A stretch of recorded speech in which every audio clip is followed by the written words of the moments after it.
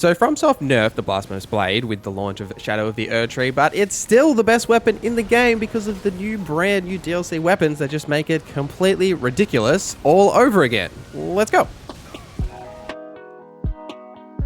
So we're using the Blasphemous Blade for this build primarily. Now, as a quick recap, I'm sure you have heard about this weapon. It is a strength and faith scaling weapon. It's best to level up your faith here because we are leaning into Taker's Flame, which is the Ash of War, which mostly does fire damage.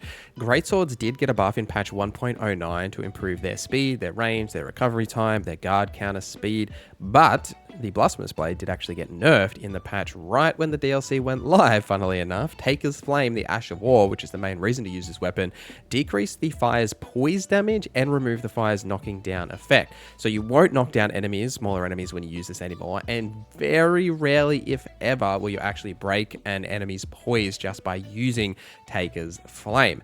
But the trade-off here is that the new gear that was added with the DLC just makes this like kind of redundant. The main one is the Talisman of Dread, which increases the magma damage of certain effects, and Taker's Flame is technically a magma attack, so you get like an extra 15% damage just by having that talisman equipped. You can stack this with all of the existing talismans that we'll touch on a little bit when we talk about the whole structure of this build.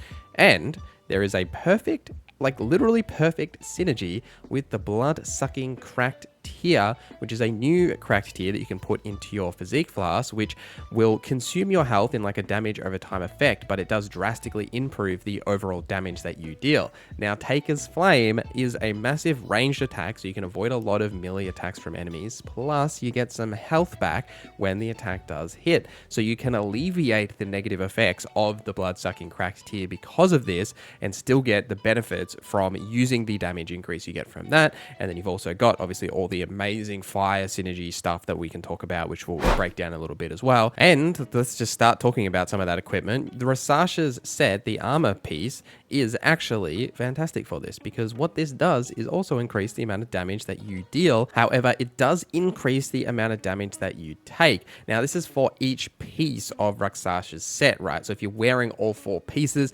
obviously the damage you deal is more, but you will take an increased amount of damage as well. So there is a balance there on some hard bosses, right? If you want to take off some of these pieces to alleviate some of that damage taken that you'll be taking as well. Like, say if you struggle with dodging certain things, you can definitely do that. Now, if you want to know where to get this armor, check out my best armor video that I'll link here as well. We're using the Fire Scorpion charm here for obvious reasons to increase our fire damage for Taker's Flame. The Shard of Alexander to boost the attack power of that as well. The Dragon Crest Great Shield Talisman to alleviate a lot of that extra damage that we will be taking if we can't avoid it. And then obviously the Talisman of Dread. Now, in order to get the Talisman of Dread, it's found in the Elder's Hovel just south of the Fort Reprimand, like down below it, which you can get to via the path that leads you through the Poison Swamp from the castle front at Castle Ensis. But once you're down there, you'll be able to pick up that bad boy.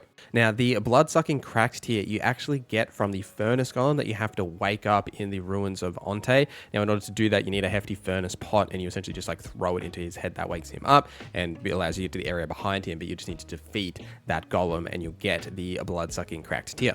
Alternatively, you've got plenty of other talisman options, right? Now, you can definitely run the Ritual Sword Talisman. We'll talk a little bit more about that in depth and why you maybe won't run that in a little bit. The Two-Handed Sword Talisman is also fantastic, like just to increase the general attacks of the Blasphemous Blade. Does not affect Taker's Flame in any way, but if you're using the normal attacks, definitely good to run as well as an alternative option. And then you could also run something like the Crusade Insignia to raise the attack power after defeating enemies as well. You've got that option too. So plenty of different talisman options that you can sort of tinker with and definitely remove some of those additional damage taking ones if you're struggling with certain encounters. Now, for attributes for this build, we are leaning mostly into faith because of the additional damage, that the fire damage is the main focus, which scales off faith. So you want to have more of that faith scaling, even though it does seem pretty even if you're just like looking at the overall attack rating of the Blasphemous Blade between strength and faith. Because we are leaning into Taker's Flame, you want to stack faith more, and then you basically just want to hit the breakpoint point that you need for dexterity just to wield the weapon, and then pump any like extra points you've got into strength. And then we're obviously running 50 vigor, 30 mind, and 40 endurance, but you can tinker with that as you see fit. Now, I'm not using any real spells here other than Flame grant me strength to buff my physical and fire damage, because obviously this is a weapon that does physical and fire damage, so it's like perfect. And Golden Vow to buff my attack and defense. Because we have all of that faith, if you wanted to run any of the other fire incantations or just anything in general, you absolutely can, but we're essentially just leaning into what makes this weapon so strong here, and you don't really need to run alternative options because of the amount of range you get from Taker's Flame. It's basically a ranged spell in itself,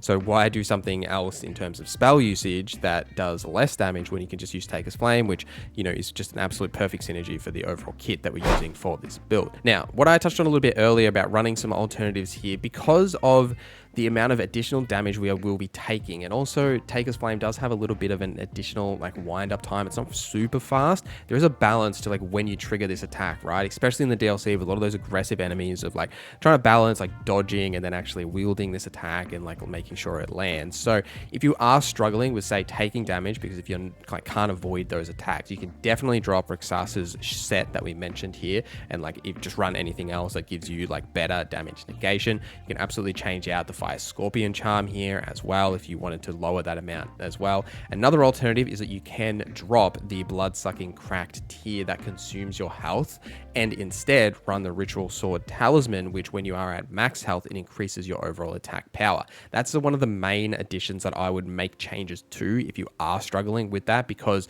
you're not going to then just slowly tick away your health, say in times when you're trying to like overly dodge or you do take damage. That overall like health tier can be pretty negative if you are struggling just to stay alive in the fight. So even switching that out to say the Faith Knot tier, which increases your faith, so further increases your fire damage, you still get the benefit in that way, but then, you know, you're not actually losing health. Or you could just go the Opulent Hard tier to improve your overall damage negation. So you've got alternatives there if you are struggling in those encounters, which is like totally fine, right? Like I think sometimes we build creators and stuff on YouTube get stuck in like that 1% like perfect scenario for builds, which most of the time, like in general usage, doesn't always work out that way. So having alternatives to alleviate some of the pressure on you and make still a really effective build, but just, you know, you don't die when you take like 2 hits, right? It definitely helps in that way.